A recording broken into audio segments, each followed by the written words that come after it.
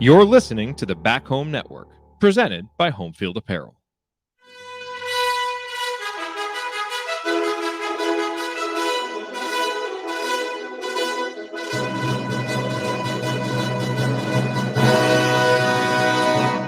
And welcome, Hoosier fans, to another disappointed episode of the Assembly Call, as tonight your Indiana Hoosiers drop yet another game to the Rutgers Scarlet Knights. That is 5 in a row to Rutgers as they win 66-63 on a three-pointer by Ron Harper Jr. in the final seconds of the game. Indiana was not able to answer that after Parker Stewart had hit a big three to tie it up one possession earlier. But Rutgers once again able to get by the Hoosiers.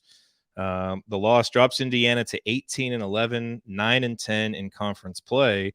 And, you know, a lot of people said coming in that this was a play-in game. You know, Indiana and Rutgers kind of hovering around that, you know, last four in, first four out category. And obviously we'll talk about it a little bit later in the show.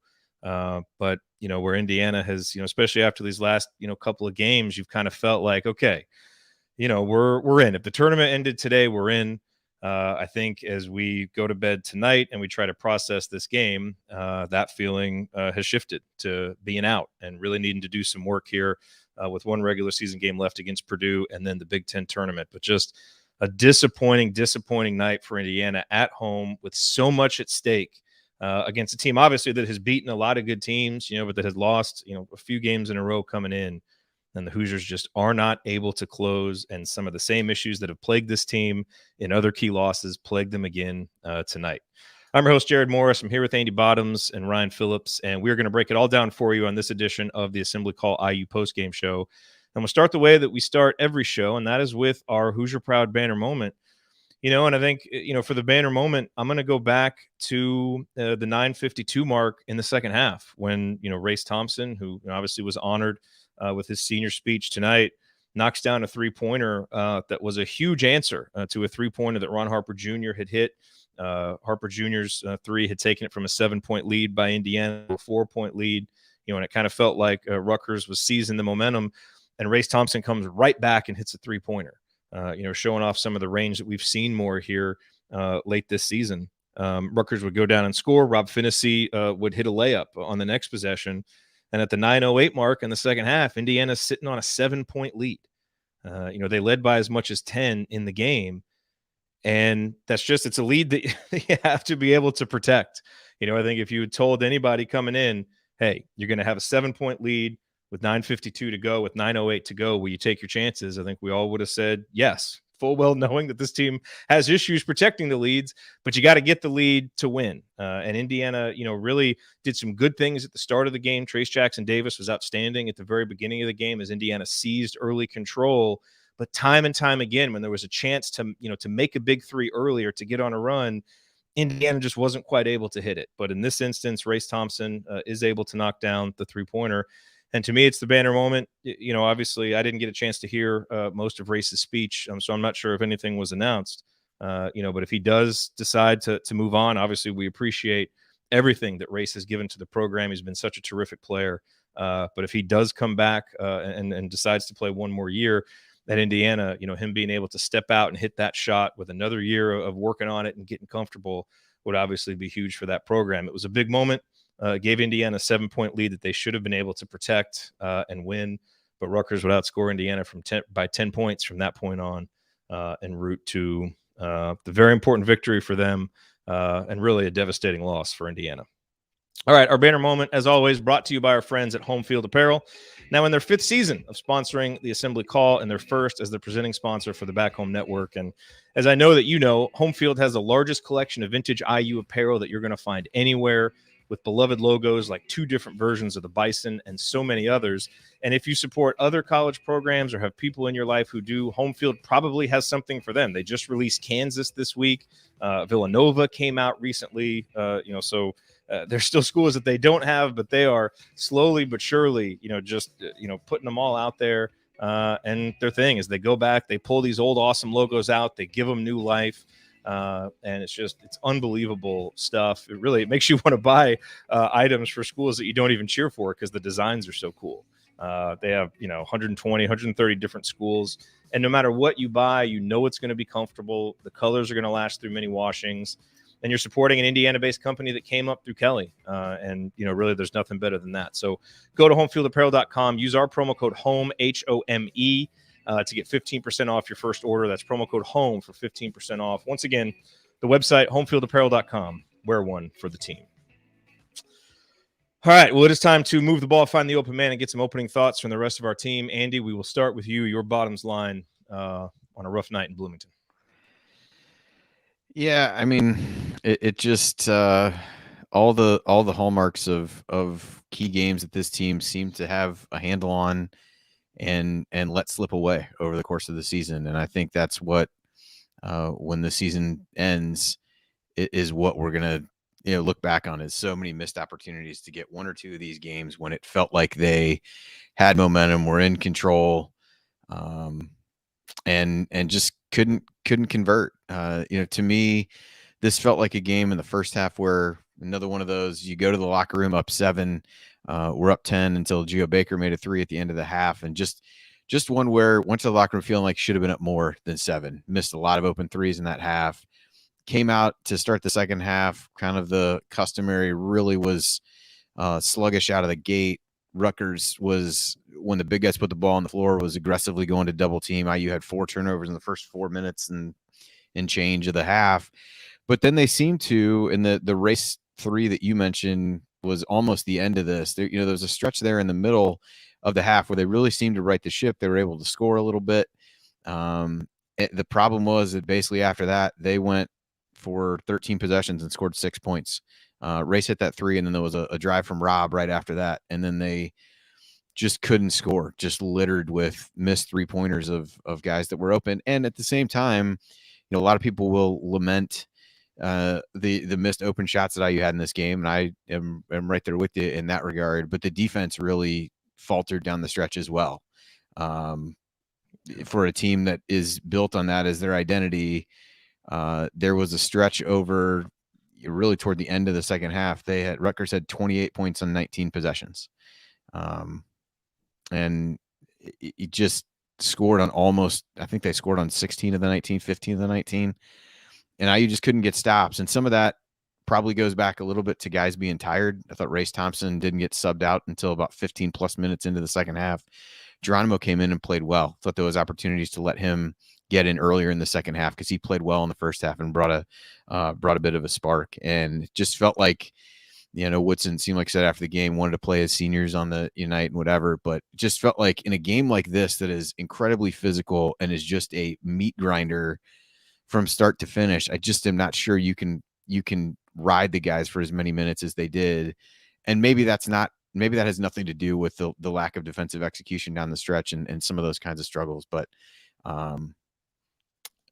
you have to think it contributed a little bit. And more than anything, I walk away just kind of heartbroken for Race Thompson.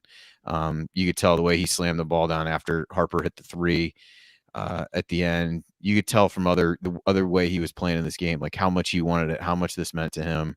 And that's what's kind of crushing. And, we'll talk later about what this means for IU's postseason, but I'm having a hard time kind of getting past my feeling of disappointment for a guy like that who really laid it all on the line and came up short in his final home game. And what could be his final home game, hopefully isn't. Just can't help but hurt for a kid like that.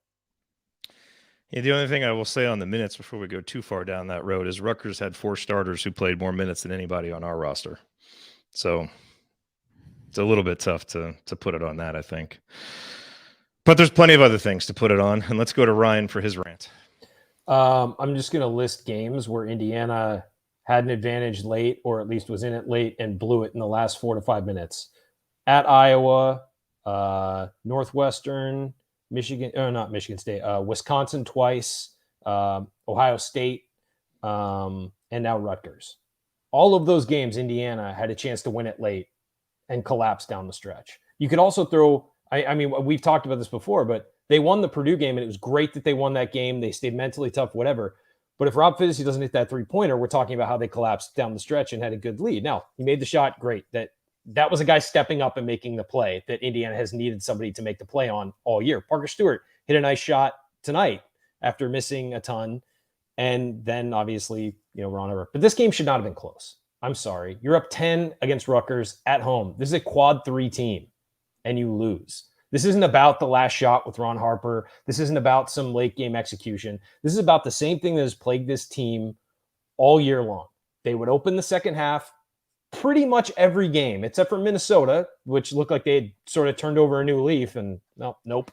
They would open the second half poorly, couldn't defend, and the offense would be stagnant. They come out of the second half flat pretty much every game except for that Minnesota game. Let the other team take the lead, then all of a sudden they counter, play well, maybe get up 5-7 points, and then collapse in the last 5 minutes. And tonight I said there's 5:30 left and you're tied at home against Rutgers with a tournament on the line. We're talking about a playing game. Sure, there's ways they could still get in if they beat Purdue or make a run in the Big Ten tournament, but realistically, your tournament life is on the line that last 5 minutes. At home against Rutgers, and you lose. You don't deserve to be in the tournament. You don't. You had plenty of chances this year to win games, 1 or 2 of these games. Not only if you win 2-3 of these games, not only are you in the tournament, you're in contention for the Big Ten. And you collapse down the stretch repeatedly. And Mike Woodson's going to say the same thing he always says. I got to teach these guys how to win. Mike, you've had a year, man. I know that it's your first year, but you can't keep going back to that. I got to teach these guys how to win. You've had them for a full season. When is that going to happen? Okay. Yes, they missed a ton of shots tonight. And Parker Stewart and Miller Kopp are going to feel sick that they missed a ton of open shots tonight. I think combined they were, let's see, what was it? 3 of 14 from 3. And I'd say at least 10 of those were good looks too. 10 of them were wide open. But you know what? He left them in the game. Anthony Leal didn't play at all. Tamar Bates played 5 minutes. You're not getting what you need out of those guys. You have options down the bench, and you don't use them. When Anthony Leal has played, especially over the last couple times he's played really well. He's played better defensively than those 2 guys. And he's occasionally hit an open shot. And he moves the ball, and he gets the offense going. Didn't even step on the floor tonight.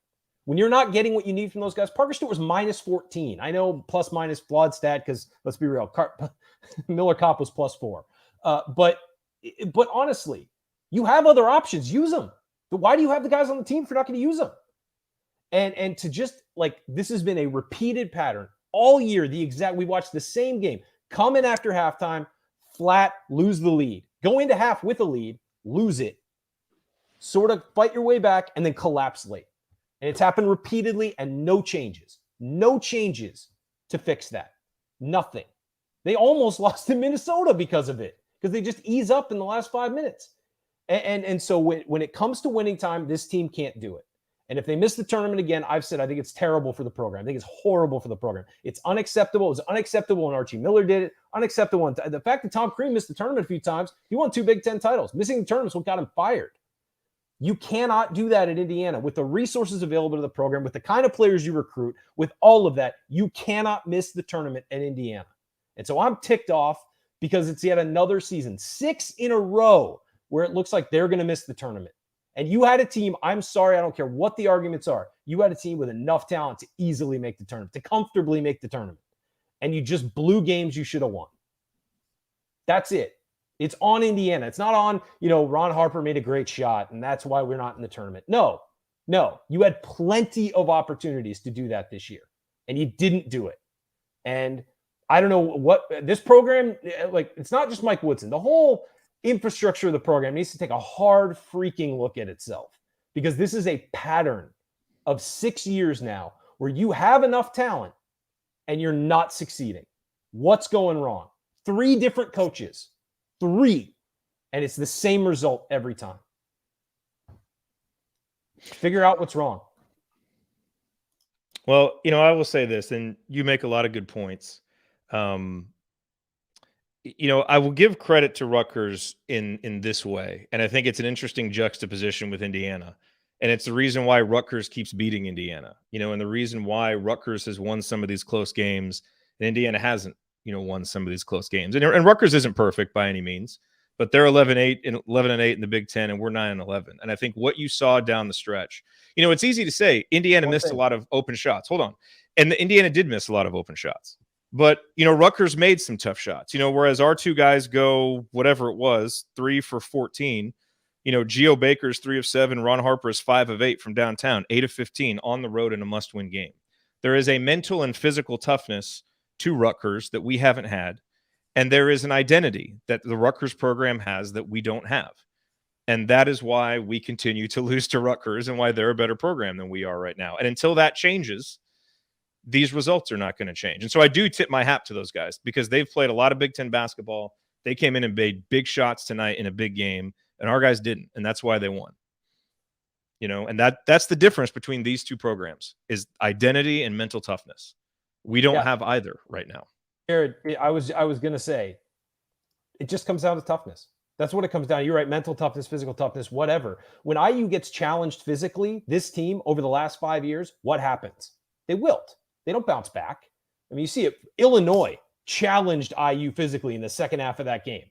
Indiana just wilted. Michigan State challenged them physically. Never felt like Indiana was in that game. I mean, that's what happens to this team. Michigan was far more physical than them. We're never in the game.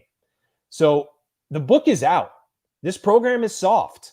It just is. It's mentally soft. It's physically soft. And maybe Mike Woodson needs time to rebuild that. Fine. But it didn't improve very much this year. Like, it needs to radically change. This can't be another 4-year change, a 4-year development. This needs to happen now.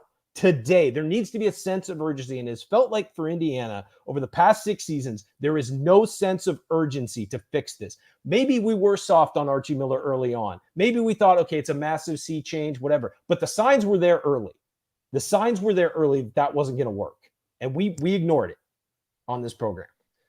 The signs for Crean were there for a long time. Then he won a Big Ten title towards the end, and you're sort of like, all right, maybe it's back together, and then it fell off a cliff again. And so here it is. The signs are here. You need to be tougher than this. I don't know what it takes. Maybe it's a whole new roster. I don't know. But next year, if this team is looking the exact same as this and looking the same as it has for the past 6 seasons, you need to re-examine the entire structure of what you're doing at Indiana. Because it's got to the point, you're right, Jared. Over the last 6 years, where does Indiana rank as a program in the Big Ten? 10th, 11th? I mean, not even in the top half. And Indiana basketball is what we define ourselves by. It's basketball. It has to be better than this. There's no excuse for this with the resources available. They spent $10 million to get rid of the last coach. With those kinds of resources available, you cannot be missing the tournament, let alone missing it 6 years in a row. If you're a recruit and you're looking at Indiana, there's all these advantages going to Indiana. We all love that school. But right now, Indiana's a team that doesn't make the tournament. Why would you come here? So, it needs to change. It absolutely needs to change. And the change needs to start today, not in 3 weeks when the season's over, not after this recruiting, so whatever. It needs to start right freaking now. This cannot continue. It has to change, and it has to start today. It'll start with Andy's next statement. Andy, go. I mean, at some point, it's just saying the same stuff over and over again. So we either talk about that, or we talk about the game and parts of the game that went wrong. But let's talk about some of the game. I mean, the other stuff is we've said it all before. You've said it before. I don't I'm not disagreeing with what you're saying, but I'm not sure what point is being served by hammering it into the ground. So if we want to talk about the game, let's talk about the game. Yeah, let's talk about the game. The game was not good. All right, let's move on. Hey, let's talk about burritos. No, I thought. No, I guess. No, so I think one of the storylines, obviously, Trace Jackson Davis gets off to a great start in the first half, force feeding him in the post. Rutgers made adjustments defensively. Both, I felt like in the way that they doubled. I felt like Woodson said after the game that he was, beating the double team in the first half. I don't know that I necessarily felt that way. I thought I didn't think they were aggressively doubling the way that they were as the game went on, and then they go into a zone, and I thought that's really when things kind of ground to a halt for IU. And they would run a few sets here and there, but it was just the same kind of stagnant offense that we've seen over the course of the year. And when Trace got things taken away and he got pushed a little bit further away from the basket, I mean, he made a dunk on the second possession of the second half, and then he didn't score again until he made those free throws there toward the end. And I think it kind of underscores some of the points that we've made about having him be the focal point of the offense. Just weren't able to get him the ball in those situations. He wasn't able to convert either when he did get it. And it's kind of shown that if he can get pushed a step or two further away from the basket than he wants to be, that hook shot is not that effective. And it just didn't seem like they ran that one set for race out of a timeout. And that worked the first time. They tried to run it again and it got blocked. But other than like kind of going back to that set, they didn't have ways to get the ball inside and missed tons of open threes. I mean, getting guys theoretically the shots that you want them to take. And I thought while the defense for IU was not good, I mean, the difference is IU missing wide open threes and Rutgers consistently making contested ones. Agreed. And I think that goes back to the toughness that you talked about, Jared, of being willing to take those shots, not hesitating to take those shots, and having the confidence to make them in the situations that they did. But that to me, their adjustments defensively, IU's inability to adjust on the offensive side, and kind of struggling to figure out what plan B was when Trace couldn't get the ball was kind of the difference to me, at least on the offensive end of the floor. Yeah, Ryan, your thoughts on that? Yeah, I mean, I think that we've seen over this year that Trace Jackson Davis is a good big man. I mean, he's a very talented back to the basket big man. But when it wasn't working against Rutgers, they should have pulled him away from the basket, tried to get him the ball at the free throw line, let him maybe drive or do some work there. Maybe you get fouls, at least, try, because it's hard to guard him when he starts moving like that. He's pretty quick for his size. And we just, over the last, I'd say few weeks, we haven't seen much of that from Indiana. I thought they did that early in the season more, start him at the free throw line. And maybe it's because they're playing him with Race more and they or playing him, especially late, he and Race are both in there, and Race is also kind of working the paint. So his guy's in there too. But I don't know. I think you got to change it up at that point, especially late when you're getting him back to the basket. As Andy said, when he's a few more feet out, that hook is not as effective. It's just not. And we've seen that that's been a pattern for a while. He made his free throws, maybe try and do stuff to get him to the line, like pull him away from the basket and let him, go to work from there. He's not going to shoot a jumper from out there, regardless of how much we want him to, but at least maybe let him get to work and maybe have some more room to work. But I mean, look, you go down and you look, and if you want the basic reason why IU lost this game, I think the defense in the second half, what did Rutgers score? 1.281 points per possession in the second half for Rutgers, after I thought Indiana was pretty good defensively, like excellent defensively in the first half. Really good. Yeah. Yeah. But you look at the second half, Indiana was 4 of 10 from three in the second half. The problem was Parker Stewart was 2 of 7 on wide open looks, on plays where he got wide open looks off driving kicks. In the first half, they were 2 of 11. And you had a chance to really extend the lead and put your foot on it and on Rutgers' throat, and they just could not hit open shots. And it was just Stewart and Kopp just rushing everything. I mean, you could just see it. I texted you guys. I'm like, you watch, they're just rushing it. Kopp, when he rushes, he rotates his entire top half on the shot. The one time he got that loose ball and set his feet and fired, he hit it nothing but net. It was perfect. But he just rushed everything. Guys, when they struggle, they rush. And you could see they were struggling from three. I guess I'm not, when Parker Stewart's 2 of 9 from three, or really he was 1 of 8 and then he hit that one late, but one of whatever for most of it, maybe sit him down for a couple minutes. He played 32 minutes. Maybe sit him down for a couple minutes, calm him down, and put somebody else in for a couple minutes. You have Tamar Bates. He was a very highly recruited prospect. And I know Tamar didn't look great defensively or whatever, but Tamar's also the kind of guy who makes one play and all of a sudden he's in the game and he looks great. Again, Anthony Leal, give him some run. He played well the last couple times you put him in there.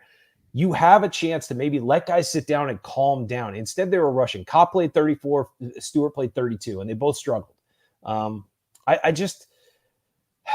Guys struggle. Shooters miss. I remember Nick Zeisloff went through a stretch where he couldn't hit anything, and then all of a sudden he bounced back and hit like 5 of 6 in a game or something like that. Guys do that, but this is a big game for them to miss like that. And man, there were a lot of open looks that they just left wanting. And look, we've said it for years. Indiana, if you're going to run through the post, you need to have shooters to spread the floor. And Indiana shooters just haven't really come to play this year. Yep. All right. Well, coming up as we continue our breakdown of Indiana's 3-point loss to Rutgers, we'll talk about some meaningful moments that you might have missed. We'll go inside the numbers to highlight the most important statistical notes from the game and talk about other stuff. You are listening to the Assembly Call. Stick with us.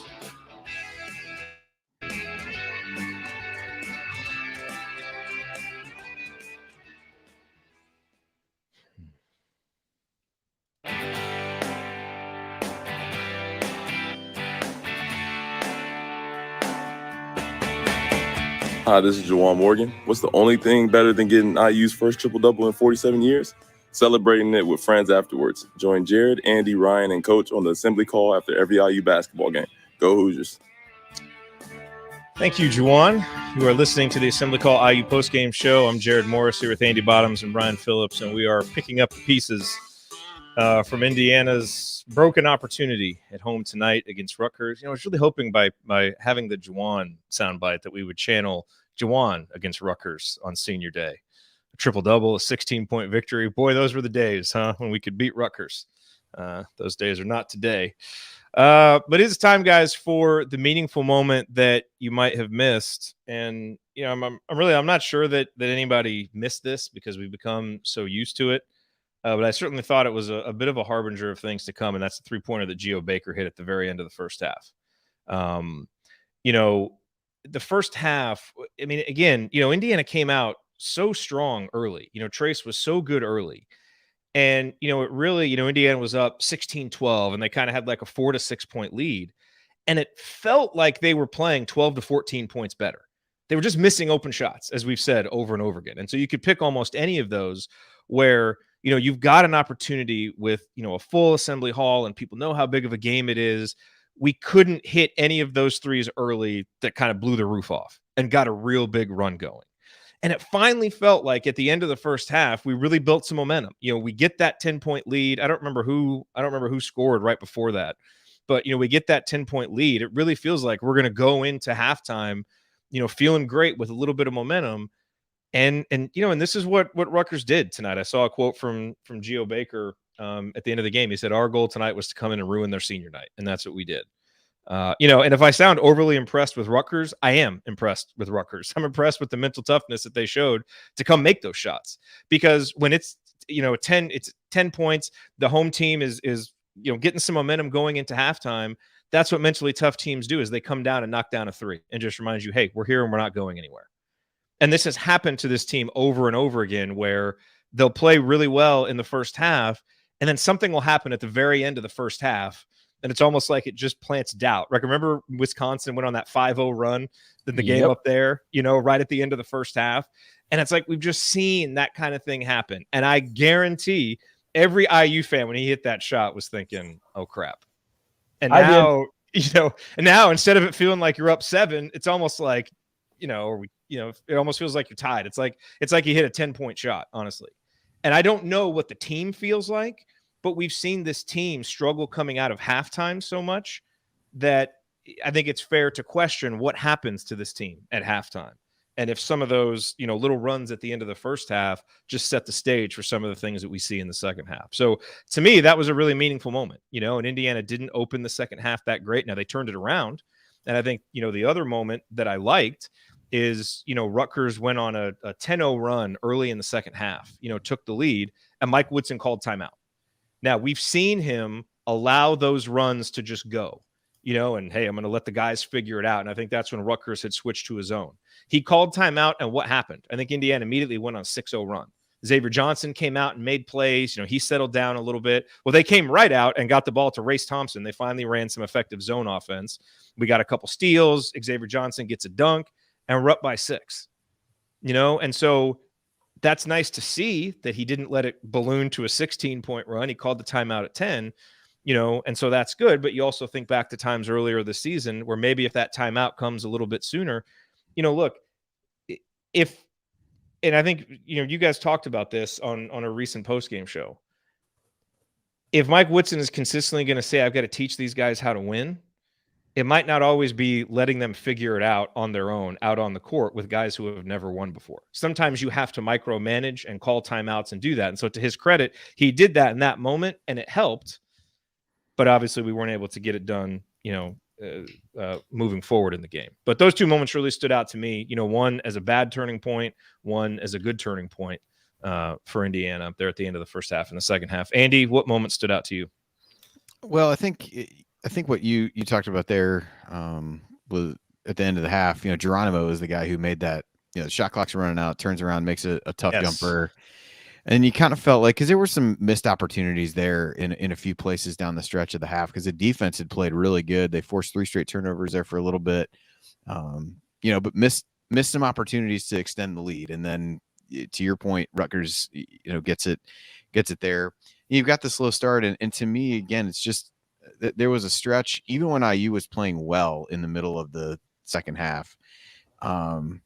It was Xavier Johnson just trying to do everything, with the exception of few Race Thompson plays mixed in there, and IU basically alternated scoring and not scoring in a bunch of possessions there, while they actually had really rebounded well and started playing better defense. Forced some turnovers in that stretch as well, and just could never string together 2 straight scores to really push the lead further. I mean, as I look down the way that I track this, I think there was only one place in the second half where IU scored on consecutive possessions. It was the Race 3 and then the Rob layup right after that. And just the inability at times to really put more of that pressure and build that lead back up. They just could never consistently do it. I don't know what the biggest lead was in the second half, but maybe it was 7 at one point, but just never could really push it up toward double digits. And just felt like a lot of those cases missed opportunities, whether it was, X missed a couple jumpers, Race, missed 2 free throws after shooting really well from the free throw line in the first half. You had 3 straight Stewart misses from 3 where, I think all of them were really clean looks. Just missed opportunities, which I guess are the meaningful moments here. Cause I just feel like there were a lot of chances to either come up with a key defensive stop,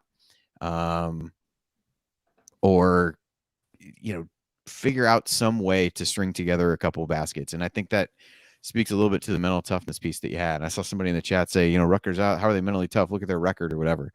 Like, they had a terrible week early in the season. They lost 3 of their worst 4 losses in 1 week, and they didn't fold. They've come back and put themselves right in the thick of things in the Big Ten. Like, to me, that's mental toughness more so than looking at a record and saying that. And the fact that you and I are both sitting here, like, wishing to have the mental toughness of a program like Rutgers that for a while was a laughingstock in the Big Ten is pretty telling. And also a compliment to what Steve Peichel has really built there, and all of the kinds of culture and identity stuff that we talk about.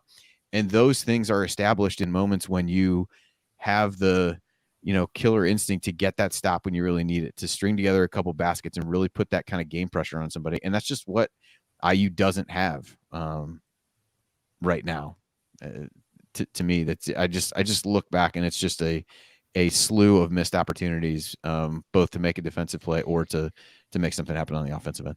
Yeah, I got to say something real quick. People are talking about, Rutgers, their record or whatever. Rutgers isn't talented. They're just tough. I mean, they've got talented guys, a couple of talented guys, but they win through toughness, through just like not folding and just continuing to come after you. And when things are down, they don't get down. They keep fighting. They may get out talented in games and lose games, but they don't give up. And those are some tough dudes I would not want to battle under the boards. And they play a lot of minutes too, because they have no bench. They do. And those guys are tough. I'm sorry, Ron Arbor Jr. is a tough dude. Geo Baker's tough. Some of those post guys are tough. You don't want to fight with them. And regardless, that's a team you don't want to play. I'm sorry. If you need a win, that's a team you don't want to play, because they're going to bring it. Like, even if they lose eventually, they're going to bring it and they're going to make you earn it. And that's what toughness is. And that's how they win games. They don't win because they have 5-star players or 4-star, like high 4-star players or anything like that. They win because they're tough. And so people ripping Rutgers or saying they stink or whatever, like, India should beat Rutgers. No question about it. But they lost because Rutgers is tougher than them. And it's not a one-time thing. This has been the formula, honestly, for the last few years. So one other moment that I want to talk about is that last shot by Ron Harper. So it's 63-63. Parker Stewart hits the three-pointer. And, to me, as you're preparing for Rutgers, as a coaching staff, instructing the players, Who's the one guy in a late game situation that you don't want to get the ball? And certainly that you don't want to be comfortable. It's Ron Harper. Yep. Now, he got the ball. Race Thompson was guarding him. So, I mean, you've got, one of your best defenders on him. And, obviously Race is a little worried about getting blown by, and he's given him a little bit of space, and he doesn't want to foul. And it's difficult, because Race is backtracking. Ron Harper's, dribbling up. Something different has to happen on that possession. I mean, you've got to either get the ball out of Ron Harper's hands, run a double at him, send a double, and just make someone else beat you. If Paul Mulcahy hits a three, if McConnell hits a three, if Geo Baker hits one of his off-balance long twos, fine. I'll take that, any of that. The one thing you cannot have is Ron Harper stepping into a three-pointer. You just can't. And, so that to me is a lack of preparation and or a lack of execution. Who knows if they talked about it, whatever. That cannot happen. So it's not just, I mean, it obviously, it does go back to mental and physical toughness. There's also a collective basketball IQ at the end of games where Indiana falls short sometimes. And again, so we're not there in practice. We don't know what was talked about. So I have no idea where to assign blame. I just know that it's pretty obvious that you can't have Ron Harper stepping into a three-pointer. The one guy on the court. You have to do something. Yeah. I don't know. I think the challenge in that scenario on the fly, because IU didn't have a timeout to take after the Stewart make, because they used the last one when they advanced the ball up the court, ran 2 seconds off to get it into the front court and took that one.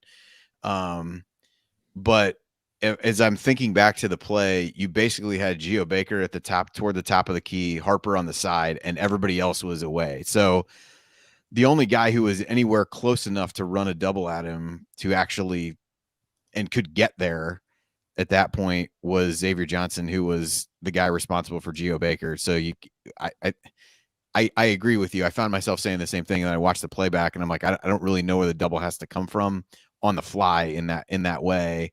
And you've got to get somebody to be able to rotate up to Baker, because he's the other guy that you don't want to get the ball in that scenario. But yeah, it definitely felt like, I mean, you knew once Harper got the ball, it was going up. He was never going to pass it back to anybody also. Or shot it, even if the guy, yeah, even if the guy doubled him or whatever else. Yeah, so, or yeah, I agree. Race, make him beat you off the dribble and hit, because there are only a couple seconds left. Make him hit. I think he's assuming that's going to to be a drive and maybe a step back or something. So he's giving him space, and he gave him too much space. I mean, that's that's essentially. But also, it's on the fly. You're just reacting in that situation. Again, you use the timeout beforehand, understandably. I mean, to advance the ball.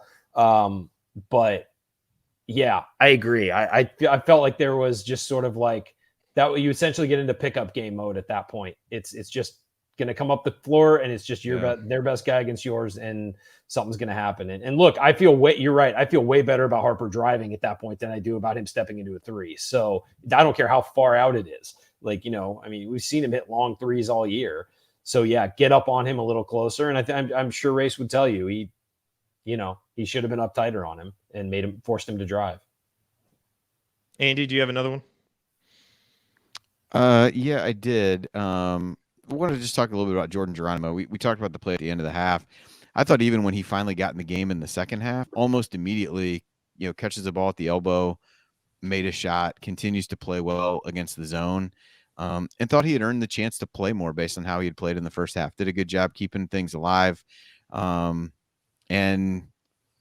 I felt like that could have helped Race to a certain extent in the second half, as he had really gotten worn down. That I just felt Geronimo played well enough to give himself a chance earlier in the second half, and he only played the 2 minutes. But I thought another solid performance from him. If you want to really put on the crimson-colored glasses and spin it forward to what he can potentially be in an expanded role, I think he's a guy that you'd like to be able to try to build around. 3 for 4 from the floor, had 6 points and 2 rebounds in 9 minutes. I thought he deserved to play more.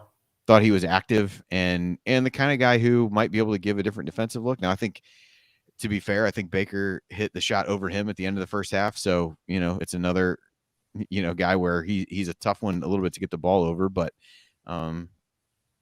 struggled in that scenario to give up a shot to a guy that you probably don't want taking the shot in that scenario. But I thought he just continues to kind of, I remember talking through, if you go back to the Syracuse game, he struggled a ton against that zone, just turned the ball over, kind of blindly was trying to throw passes that he thought he was supposed to throw. And without really looking, and his comfort level against the zone has really improved a lot. And once he learned he can take that little jumper if they give him space, it's changed. Mm-hmm. yeah, he had a tough turnaround in the first half over Harper, I believe it was. I thought played really well in limited minutes and would have liked to see him a little bit more. I think that could have benefited Race in the long run. I'm not saying that's a difference in the final play of the game or anything like that, but definitely think that could have helped Race a little bit. But yeah, I mean, look, so many of these games, big games at home are won by your role players and your bench players. And one of the advantages that you had over Rutgers is they're going to play their starters as much as they can. And you're able to keep guys a little bit fresher, ostensibly, because you play your bench. And look, Tamar got in there. He didn't do a ton. I do think, I don't think Anthony Leal is the panacea by any means, but I do think this is a pretty good matchup for him to get 4 or 5 minutes because he's a mentally tough guy that does things well, against his zone, especially if he guys never aren't hurts shooting. the team. So, yeah. So I do think that there is something to that, I think Indiana had an advantage there with the bench. And, I saw Woody's quotes. He said, he wanted to go with some of his older guys, on senior night, which is like a nice sentiment, I suppose. But I think it doesn't matter. You just need to win on senior night. Yeah. And it felt like there was an advantage there, maybe that Indiana could have tapped into that they didn't. Who knows? Maybe those guys come in and they don't do anything and maybe they practice. I have no idea. But feels like that could have been managed a little better. One more meaningful moment, Jared, that, I mean, I don't know if this is one people missed, but after that Mulcahy gets ejected, Indiana gets to pick who the foul shooter is, and they pick Hyatt, which is a smart thing. He's about a 60% guy. He hit those free throws like he was a 90% free throw shooter. I mean, he just stepped up confidently and made them both. And I mean, that's one of those things where you're just like, things are not going our way. Like, I mean, it just felt at that point, it was like, oh God, come on. I found myself looking too. I will say though, the other option was the dude that TJD was just obliterating in the first half, and he was 5 for 10 from the free throw line on the season. So I was like, do you pick that guy? Do you pick a walk on? Which guy was it? I forget what his name was, but I think number 21, maybe. I guess if I look at it, I would be able to tell. Oh, Reber. Yeah. Reber. He was on the floor. Right. I didn't know he was on the floor at the time. No, he wasn't on the floor. I don't think. Oh, the Hyatt guy was on the floor. I didn't think. Yeah, you had to pick somebody on the floor, I think. Oh, gotcha. And so they picked because somebody replaces Mulcahy and then you have to pick from the people left, and they picked Hyatt, and I think Omorui was the only other guy, and he had been 8, 5 of 6 in the second half. So yeah, he bricked the guy in the first half, and then all of a sudden he was he looked great in the stretch. But I mean, just that's one of those things where it's like you probably made the right decision and it just didn't go your way, and now it's a 5-point game, and Kopp hits 2, and you get the 3 from Stewart, but that changes the game if he misses the front end because it's a 1-on-1. He misses the front end. It's only a 3-point game. Kopp's going to the line for 2. He's going to make those. It's a 1-point game. I mean, but it's just bad luck. Goes back to the mental toughness. They were just mentally tough. They stepped up and made it. So some of those plays, when they make plays like that, you got to tip your cap to them. All right, guys, let's go inside the numbers for a little bit. This segment sponsored by the Power Rank, where our friend Ed uses data and analytics to make accurate football and college basketball predictions. He also writes an incredible March Madness guide every year, and we are going to have a special offer for you on that once March rolls around. And we're actually going to be doing a March Madness episode with Ed, where he'll, kind of walk once the bracket comes out, walk us through the bracket, some of his sleeper picks and where he'll give you some insight that is in that guide, but highly recommend that you grab that guide.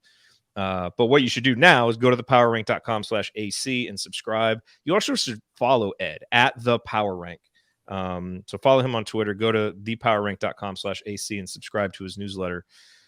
Let's pick out a few stats. You guys were talking about free throw shooting, and Indiana's disparity in Big Ten play this year in free throw shooting is unbelievable. Indiana is dead last in free throw percentage, and they are dead last in defensive free throw percentage. So they've been bad and unlucky at the free throw line. Today, however, Indiana goes 11 for 14 from the line, 78.6%. Good. Rutgers, 10 of 16 from the line, 62.5%. So, in a close game, you kind of look to the free throw line as the difference. Percentage-wise, that was pretty good. But I think what did Rutgers do in the second half, though, Jared? No. They were, I think, 0 for 6 in the first half. And they made all of them in the second half. 0 for 4 the first half, 10 and 12 in the second. 10 and 12 Yeah, 10 and 12. And, really, I think the issue there is Indiana only getting 14 free throws. I think Indiana needed again, to find ways to get to the line more. Especially especially a team that plays through the post. You've got to get to the line more if you're playing in the paint. Yes. But the numbers that I really want to look at are, and we haven't talked about this guy a lot, Xavier Johnson, 2 assists, 4 turnovers. Did have 13 points, was obviously really key in that stretch in the second half. I think he scored 8 straight points for Indiana. He had 3 steals, so he was making things happen. And you look at the plus minus, he was a 0. So he was even, right? Indiana played him even with X on the court. And I think that's the issue, is Xavier Johnson is this team's most important player. He has to be a plus player for Indiana to beat good teams. Same with and tonight, whereas we've seen him these last 3 games, really score well and do a lot of things, he was kind of up and down tonight, and so 13 points, 2 assists, 4 turnovers, 3 steals. There's some good, there's some bad. He's 2 of 4 from 3-point range, hit a huge 3 late. So he did some stuff, but he's got to do more. Like just the way that this team runs offense, the way that this lineup, this roster is set up, Xavier Johnson has to be more than just okay. Yeah, and tonight he was just okay.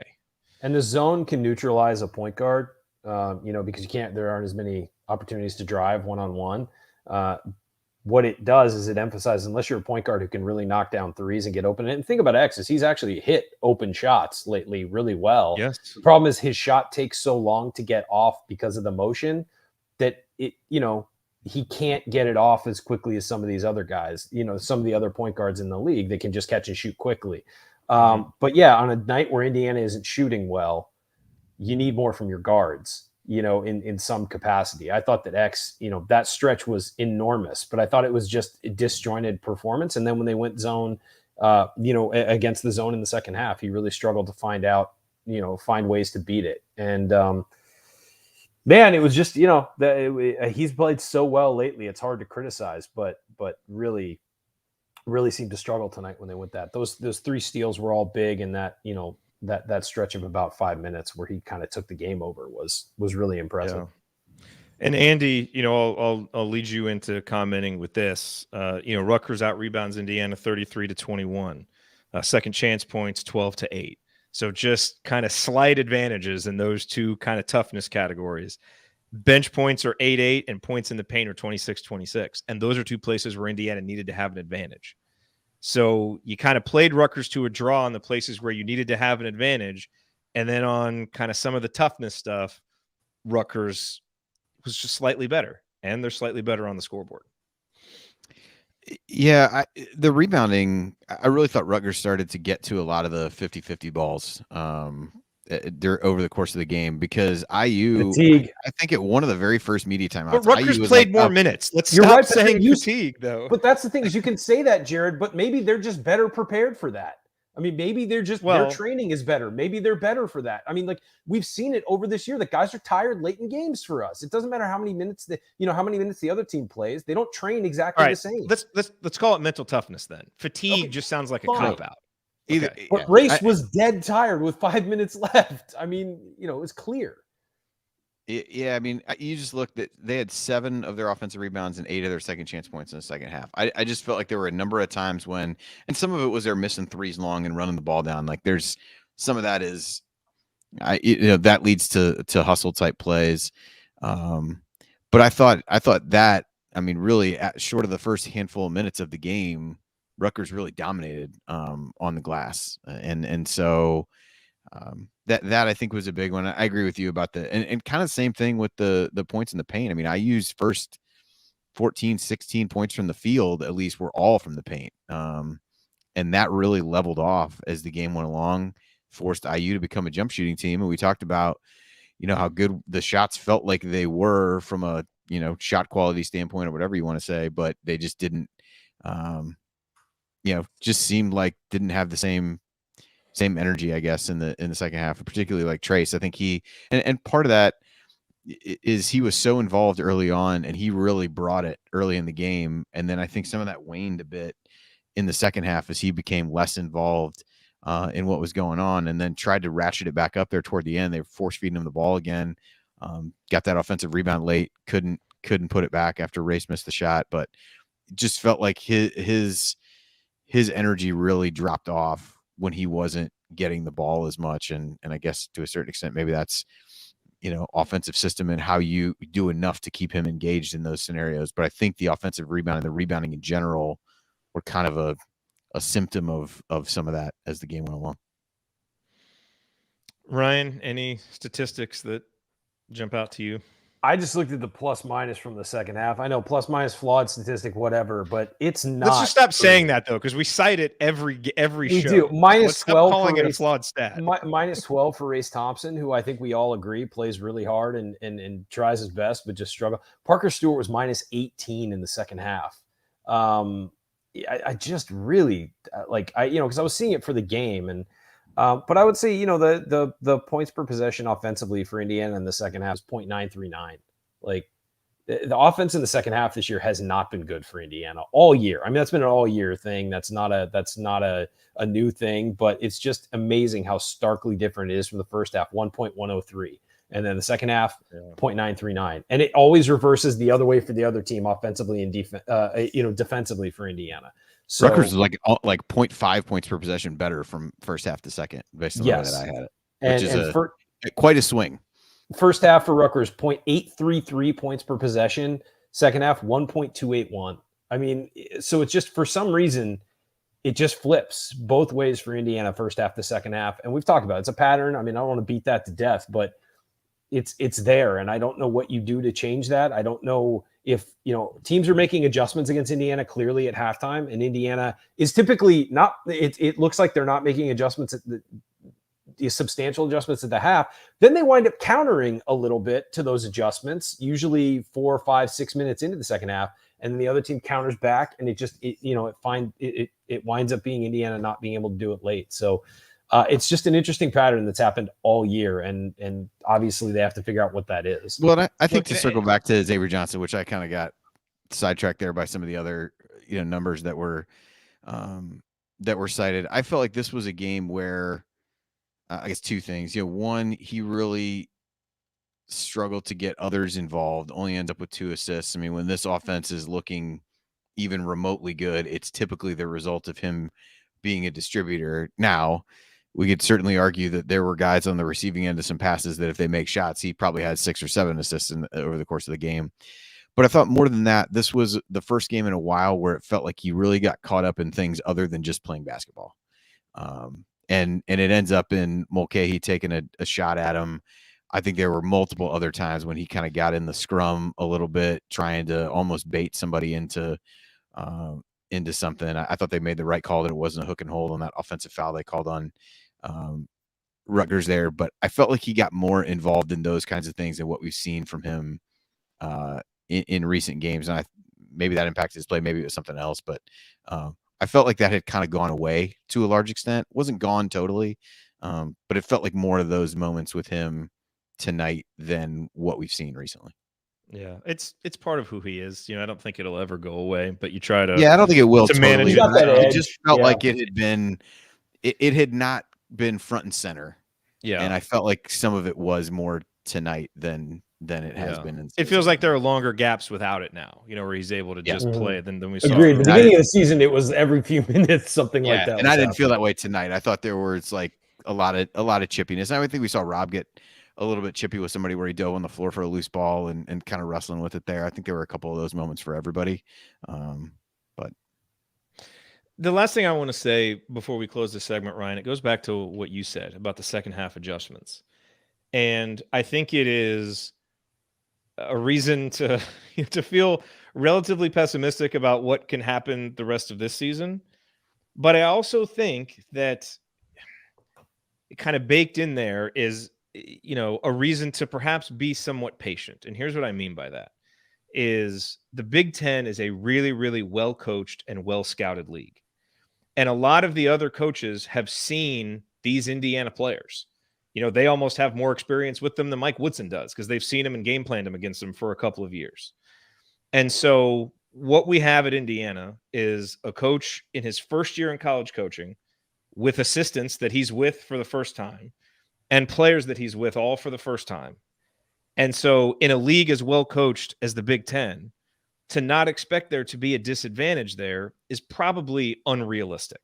Now, I fully agree with everything that you say that this team should be good enough to make the NCAA tournament. So I'm not using it as an excuse for that. Sure.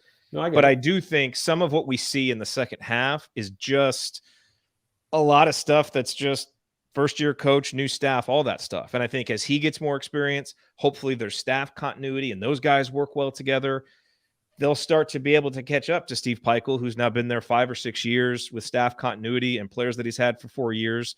That's a real big advantage, you know? And so it's worth acknowledging that, you know, as you start to look 2, 3, 4 years down the road, some of those things right now where it's just like, my God, you know, Woody just got totally outfoxed here by the other coach. Well, yeah, that's probably going to happen some this year. And I think we do have to hold some space for that. It's not an excuse for some of the stuff we've seen, because sometimes it's stuff that should be relatively obvious. Seems basic. But it is, I think, a very fair disadvantage to think that Indiana is at that they haven't been able to overcome in other ways. Yeah, there's something to be said for continuity. I think that's a real area for growth where you could see in years 2 and 3 as Woody's been around the block more, you know, as he has more experience with these players and some of those things. I think you could see a bigger jump, I guess, is what I'm saying. Yeah, no, we'll see. It has to actually happen, but there's something to be said for continuity, certainly. And look, the criticisms of Mike Woodson this year are about this year, you know, and the missteps and the missed opportunities this year. Do I think that Mike Woodson will learn and grow? Yeah, he has to. I mean, well, if he doesn't, I mean, you're talking about hot seat next year if you don't be better than this, quite frankly, because I'm sorry, but fans are not going to be patient with this. They want to turn around. And so this isn't going to be a 4-year project. You got to be better next year. And so do I think that Mike Woodson has the capacity to learn college basketball a little better, develop, maybe get some more players in that fits what he wants to do? Of course. I just think there have been so many missed opportunities this year, and that's on him. It's on, you know, the rest of his staff. It's on his players. It's on all of that. I mean, you know, but at the same time, like, this is a missed opportunity. This team could have made the tournament. I mean, and still might. We don't know what's going to happen, but this is a team on paper, talent-wise, should have easily been in the NCAA tournament and been, you know, a couple spots higher in the Big Ten, clearly. And they showed it by being in games against good ranked teams late and then blowing them. Yeah, it doesn't even matter what happened on paper. You could just see it on the court. Yeah, and I mean, they gave away a road game at Northwestern with 5 guys suspended. Yeah, and I think so. Wisconsin, a perfect example is the Wisconsin game is a perfect example of that. The Ohio State game, a perfect example of that. You had that game. You had both of those games. You just play the way you've been playing and you win. And something changed and the other team came back. Now, those are good teams that made plays, but why are you not making plays? You're not a bad team. Make plays. You know, and so it's just missed opportunities, and that's what's frustrating. If they were getting blown out of every game, you say, okay, they don't have the players this year. You know, it'll be, you got to build, you got to bring new guys in. But they're in these games and losing them late. I think that's where some of the challenge comes. I think you make a fair point, Jared, and I think we see that sometimes with players of, like, you know, what kind of leap can they make from season to season. I think the difference is in some of that, and I'm sure there's case to this. This is probably hyperbole to a certain extent, but with players, when they do that, you see kind of moments of that during, whether it's the freshman or sophomore, you see flashes of improvement over the course of that freshman season. And then maybe the leap is much bigger from season to season. I think it just becomes a little bit hard in some of these cases. It doesn't mean that it's not going to get better, but I do feel like the ways that they've lost those games and some of the things that we've come on and talked about, above and beyond guys just not being able to make open shots, I don't know that we've seen dramatic changes there, whether that be substitution patterns or, you know, the coming out of the second half the same. I think that's where I pause a little bit on that, where I think you're correct that there's room for that, but it seems hard to believe that we haven't seen glimpses of that as the season has gone along. And maybe this is in the heat of the moment saying I haven't seen any of those glimpses, which is probably overstating it, but I don't feel like there have been a lot of glimpses that suggest that evolution of his coaching. And maybe it takes a huge jump, but it just, I don't know. Like I said, it just feels like you'd like to see, obviously, more changes and more even subtle improvements over the course of the season in order to expect a larger improvement from year to year. No, I agree with that wholeheartedly. You know, I did the numbers in our private community, and when you look at new coaches their first year in the Big Ten who took over for, coaches who were fired, so something was going wrong. A lot of those guys really struggled in their first year. Peichel, Brad Underwood, guys who are now doing well. And so that's all I'm saying is I think, there's some built-in disadvantages there that we should see progress early, in year 2, certainly by year 3. But, Ryan, you're right. Given the context of how poorly the program has done, how many NCAA tournaments you've missed, you really needed to see more progress by this year. It just is what it is. That's the job that Woody took, but for sure by next year. And all I'm saying is, there is some historical precedent for that. But look, we can't all wait around with unrequited patience. Like the payoff is going to have to come quicker. It just is what it is. And unfortunately, tonight was a great night to show that things are different. And unfortunately, what Indiana showed is more of the same. And that is why it is so disappointing. All right, coming up here in our final segment, we're going to hand out game balls in the Hoosier Hustle Award. We'll discuss a lingering question or two, and then we'll get Andy's thoughts on where Indiana is from a bracketology perspective. That is all next on the Assembly Call. Stick with us.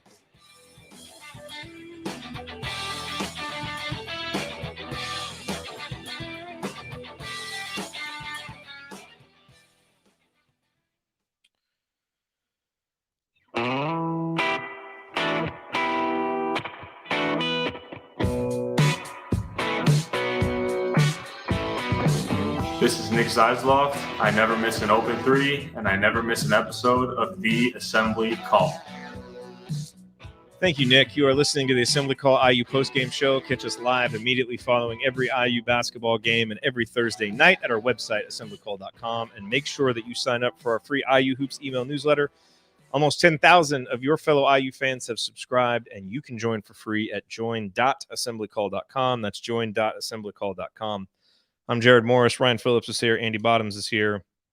Many, many hundreds of other IU fans are here late into the night, commiserating together after Indiana drops another game to Rutgers and surely puts themselves squarely on the outside of the bubble with this loss.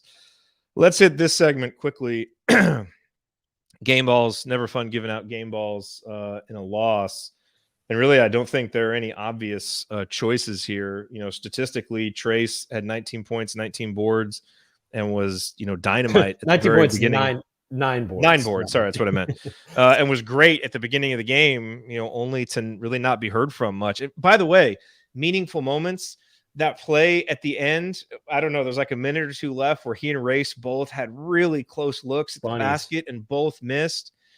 One of those two guys has to make that shot. You've got to find a way to get the ball in the basket. Oh man. I don't know, guys. Honestly, I'm not feeling a game ball. I'm really not.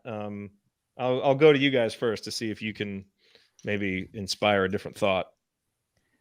If we have to pick one, I don't know. We've always picked one. We've always found a positive and picked ones. No, I'm talking myself into it, not you.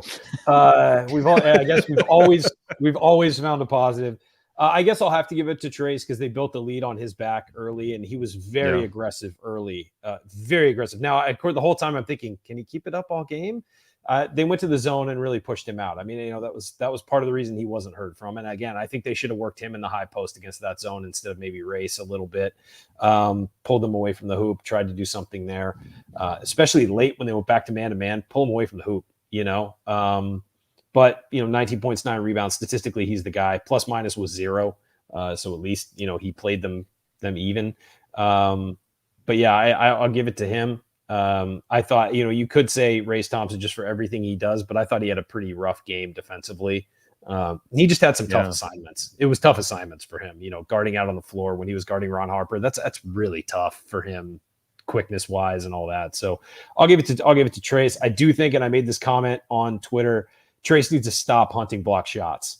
He needs to show like he's going to go, but teams are scouting it now, and they're finding his guy when he leaves. We said that in November. We said it in November. And he is getting suckered in constantly. It's clearly a scout now. The teams say, drive into the lane, he's going to step up and find his guy. And it is continually happening, and it happened a lot tonight. So he's got to adjust his game. Yeah, I mean, at a certain point, production does matter, and that probably needs to kind of be the default game ball in a game like this. So I'll agree with you on Trace. Andy, do you have another thought? Not really. I'm fine with that. I don't really.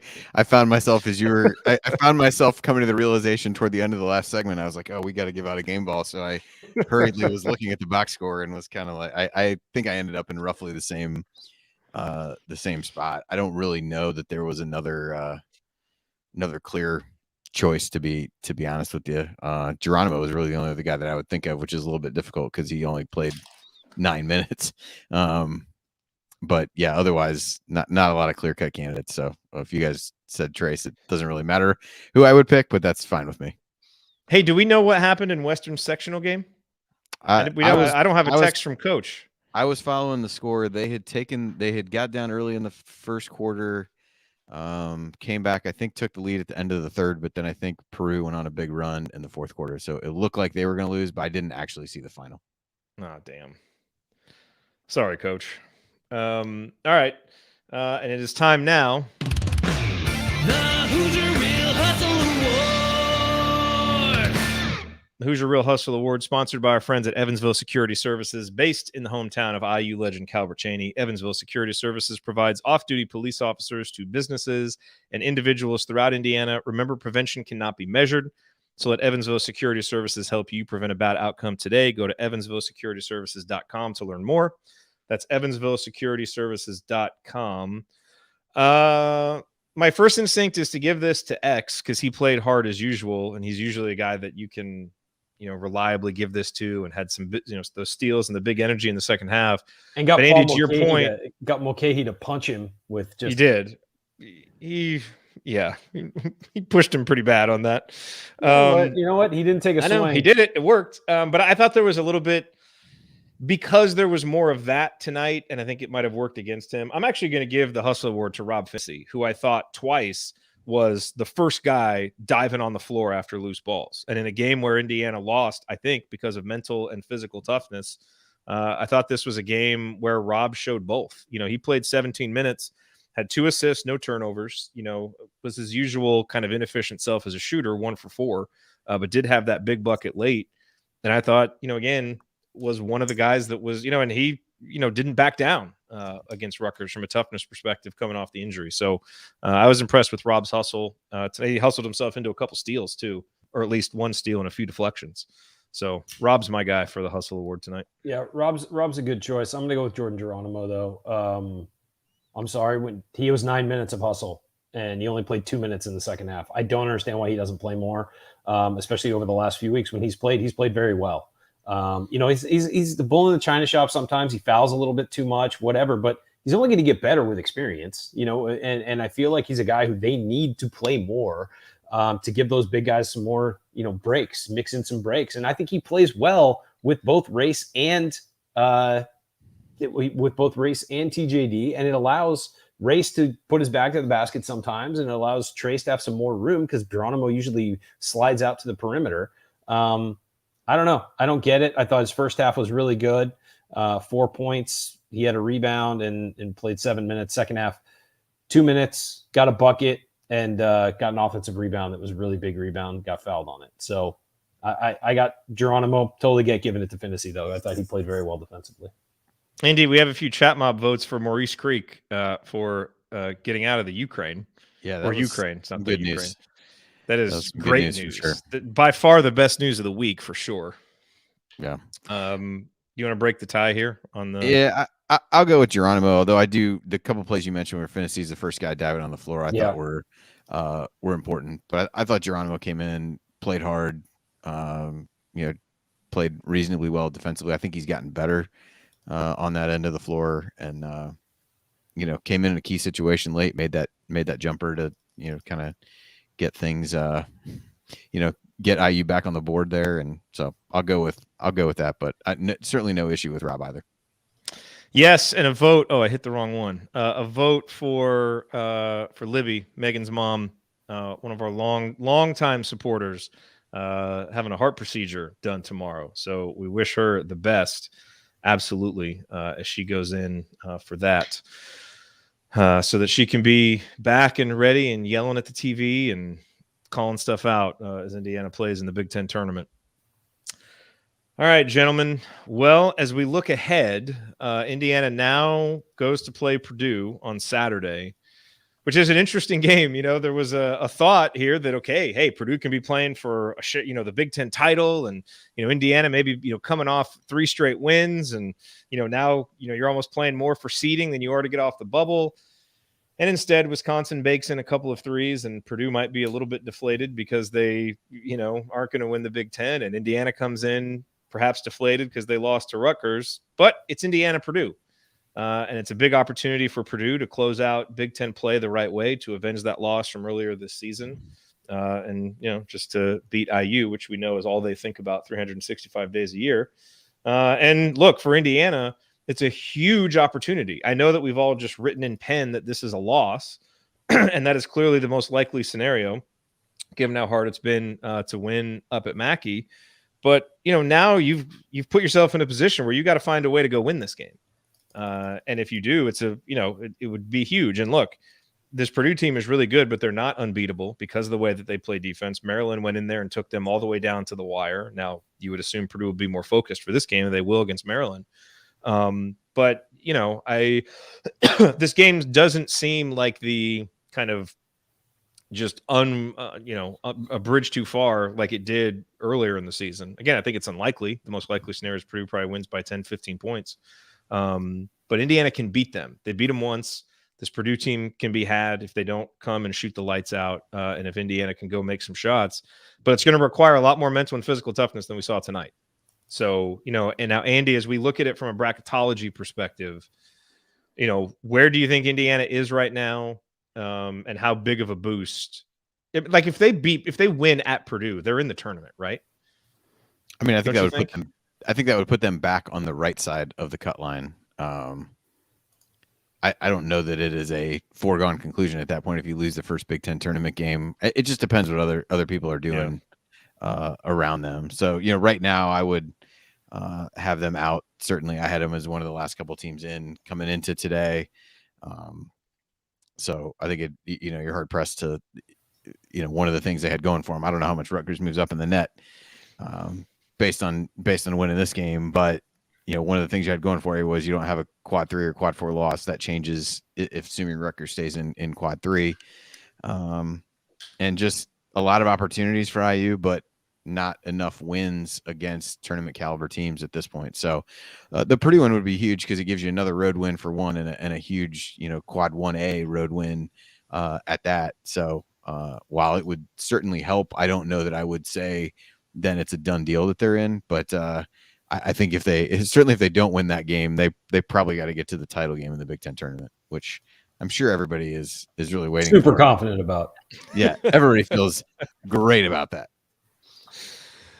All right. Well, we will see what happens. We do have a show before that. We have Assembly Call Radio tomorrow. So we will, talk some about this game, look big picture. I don't even know who's going to be on that show. I don't know what we'll talk about. But we'll have 24 hours to kind of decompress more from this game. But just a disappointing night in Bloomington. I mean, it's a 3-point loss, and I mean the margins are so slim between coming on here and having just a joyous show and feeling great. If just a couple plays go differently, that's the problem with this program. Is the couple plays always go wrong, and at some point, that's what good teams do. Is those plays go right? Maybe not all the time, but like half the time. We're not asking for divine intervention like Wisconsin's getting. Just give it to us half the time, and we'll be fine. But this Indiana team just cannot seem to do that. And so here we sit in early March yet again on the wrong side of the bubble and, kind of needing to pull something out of our rear here to make the NCAA tournament. Hopefully the team can do it. We'll see. Still lots of opportunities there. But it really felt like they needed to get this one. They couldn't. You're listening to the Assembly Call IU postgame show. Remember to check out our friends at Home Field Apparel. Use the promo code HOME at checkout to get 15% off your first order. That's HOME for 15% off your first order. Gentlemen, let's do last call. Andy, or Ryan, do you need to get out? Are you getting kicked out of your room or something? I am. Yeah. All right. Well, Look, it's just we've talked about it. Missed opportunities has been the story this season.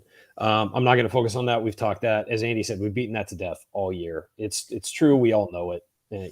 Again, would rather talk about burritos. But I will say, the thing we haven't really talked about is Race Thompson's senior speech. Look, if he's able to, I think Ray should come back next year. I love watching him play. I think he's been the heart and soul of this program. I think that if he does come back, given the way his game has expanded, particularly late this year, I think he'd be a candidate for Big Ten Player of the Year next year. I really do.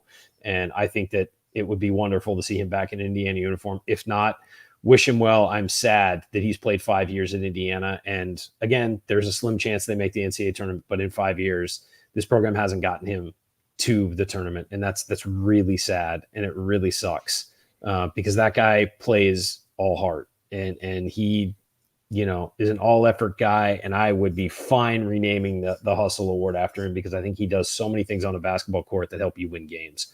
So, Race Thompson, we've loved watching you at Assembly Hall. I hope this isn't the last time we see you play there.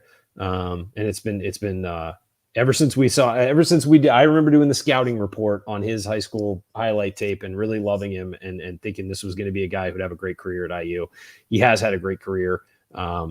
With some ups and downs and some obstacles and all of that. But I feel like he's been a really good contributor to this program. And I would love to see him come back next year. But he did speak tonight, so maybe he's done. He's been on campus for 5 years. I get it if he wants to move on. yeah, Coach Woodson's quote said, "I'm very proud of them. They are going to be missed." So I don't know if you read anything into the definitiveness there of the statement, but we'll just, we'll wait and see. By the way, why was it so hard to watch and listen to the senior speeches? Like I happened to, be listening to the pregame show on the Varsity app. So I popped them on there, but I feel like everybody who wasn't at the game had a hard time watching. Broadcast them live on Twitter. Like, why not? I don't understand that. Or Facebook. Yeah, I feel like they did that last year or the last couple of years. They have done it before. So, yeah, not sure. All right, Andy. Last call. Yeah, I mean, as opposed to reliving portions of the game, I think what Ryan said is appropriate. And he talked about Race Thompson. And, I guess I'll talk a little bit about Parker Stewart. I know Dustin DePirac tweeted out, that Parker has some, the way he put it, has some trouble with speaking. So he pre-recorded his statement, which I did not get a chance to hear. But, they talked about what, it had meant for him being here after what he'd gone through with losing his dad. I think Coach has a story about, Parker and some of the speaking things that he may or may not want to share just from being at a press conference, I think that he was at, or media day or something to that effect. I guess what I would say is, and I kind of jokingly said this about you to you when I came on here, since I was on the Twitter account tonight. I guess just keep in mind what some of these kids have gone through, and nobody, I'm sure, feels worse about missing the shots that he missed tonight than he does. But I don't, but he kept shooting and made a big one that tied up the game and looked like it might send it to overtime. And I struggle to imagine what it would have been like as a college athlete to go through what he went through. I guess I would just say, thank you to him if this is it for him at IU. Glad he chose to spend his, final year playing college basketball, at least what it seems like here. And just seems like a really good kid who's been through things that many of us would not have dealt very well with in college on our own, let alone being an athlete. And I guess just give these guys a little bit of grace that I think sometimes they've not gotten. The season's been disappointing. I've been disappointed in it. I've been disappointed in the coaching. But man, just seeing some of the stuff that came through, even on our account, I can't imagine what other stuff there is. And I know that's the minority, and I shouldn't assume that that's what everybody is, but I don't know, just a tough night. For as tough as it was, I talked earlier about, you could see how disappointed Race was about different parts of it. You can be sure that Parker Stewart is every bit as disappointed. And like I said, thank him for his year with IU, wish him the best. And who knows, maybe things will turn around on Saturday. We'll be here watching, rooting for him just the same. And I guess I don't know if that's a better way to finish than actually talking about the game, but at least it's different. So it is. I'll wrap it up with that. Yeah, no, we've beaten that too. There's not much else to say about the game. I'm glad you said what you said about Parker and about Race, and obviously we'll talk more about those guys and their time at IU. Once there's kind of a definitive statement on what they're doing. It does seem, I guess, if you're just reading the tea leaves, that only, I know they said don't read into it, but the fact that only a couple guys did their senior speeches. Race has been here for 5 years. It seems like it's probably likely that both those guys are moving on. They're both older guys and probably ready for something else. So I think they both could play a role on next year's team. So we'll wait and see. But to your point about the assembly call mentions on Twitter and some of that other stuff and keeping this stuff in perspective. I don't remember who tweeted this out, and I don't even remember what fan base they were talking about. But he was like, "Damn, like." Do you guys like your team? Do you want your team to win? Because I don't know. And I feel like sometimes you're going to get that with any fan base. That's kind of the point. And, I think times like this, it gets really hard. We're all frustrated. Things aren't going how we want it to. There's lots of things to nitpick and critique and all of that stuff. All I will say, because I think this came up when, Xavier Johnson was talking about, the impact of social media and some of that stuff. And I talked with Tamar, about this on the latest edition of the Inside Scoop. And he has a pretty good perspective on it, because he just deleted it off his phone. And I think other guys look at it more. But it's like, it's fair, I think. We've built our whole show around this to come on here and critique and analyze and talk about that stuff. But if you send something out publicly about your own team, if the guy happens to read it, which he might, he should know that you're on his side. That's all I'm saying. And so I know that we're all frustrated and we're pessimistic about how things are going to go and like all this stuff. But let's be supportive of the program. And for the stuff that we're going to put out publicly, let's just think about if that's how we want the IU fan base represented and if that's the message we want being sent to the actual player. So, and losses like this bring out the worst because it brings out all the frustration and, the floodgates of really more than 6 years, 30 years, however long it's been of frustration. So that's all I will say about that. And I'll tip my cap to Rutgers. They came in and took this, we've had to sit here and watch Geo Baker and Ron Harper and these guys beat us for 3 straight years. And I think what Steve Peichel has built, the mental and physical toughness that his team plays with and the identity that they have, we got to get there, man, because part of the reason why Indiana basketball is where it is we just don't, we really, our identity is tradition. And that's cool. That's a nice building block, but that doesn't help you win games today. And it's got to be more than that. We've got to figure out who we are as a program, what we're going to do, what we're going to be, because right now there's a lot of Big Ten programs that know that. The Wisconsins, the Purdue's, the Rutgers, and that's why we lose more often than not to those programs. And that is going to continue happening until we get some stability and get some identity. Right now we have tradition and talented players. And it takes more in the Big Ten to win than that. So this was just another lesson in that. We don't need any more lessons. We've learned the lessons, or at least we know the lessons. Now I guess we've got to show that we've learned them. We're not as far along this season I think we all hoped we would be. But this team still has an opportunity Saturday at Purdue and in the Big Ten tournament to turn it around. The goals are still there. We may take a more circuitous route, a more indirect route than we thought. But if this team can go win some games here over the next 6-7 days, they can still achieve their goals. We'll be here rooting for them, supporting them, talking about it after the game. And we hope that you will be here with us and certainly with the team as well. Okay, that is going to do it for this edition of the Assembly Call. If you want to see us do the show live and be part of the live chat, make sure that you subscribe to our YouTube channel, youtube.com/Assembly Call. And don't forget to go to join.assemblycall.com to join our free email newsletter. Special thank you to Bob Thompson for the music that you hear on this show. And special thank you to John Ringer of Rig Design for designing our logo, rigdesign.com. And thank you for listening. We'll be back to talk IU Hoops again with you tomorrow night for AC Radio. Until then. Take it from me, native Hoosier Mark Titus. Keep your elbows in and your eyes on the rim. And go Hoosiers.